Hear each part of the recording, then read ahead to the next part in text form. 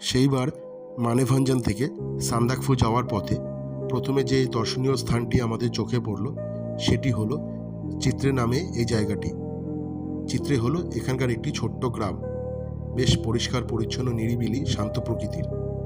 আর প্রথমেই আমাদের চোখে পড়ল গৌতম বুদ্ধের একটা স্ট্যাচু ও একটা মনিস্ট্রি, যেখানে কিছু সন্ন্যাসীরাও বসবাস করছেন।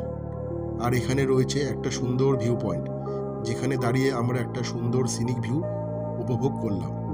আর সময়টা ছিল যেহেতু নভেম্বর মাসের একদম শেষের দিকে, তাই পরিষ্কার রোদ ঝলমলে নীল আকাশ, কনকনে ঠান্ডা হাওয়া ও মেঘেদের আনাগোনা সব মিলিয়ে সে এক আলাদাই অনুভূতি ছিল। আপনারাও কখনো যদি মানেভঞ্জন থেকে সান্দাকফু যাওয়ার পথে এই জায়গাটা একটু দাঁড়ান, তাহলে অবশ্যই এই জায়গাটা একটু ভিজিট করে নেবেন। আশা করি জায়গাটা আপনাদের খুবই সুন্দর লাগবে। আর এরকম ছোট বড় ভ্রমণের গল্পের জন্য আমার চ্যানেলটিকে সাবস্ক্রাইব করতেও ভুলবেন না।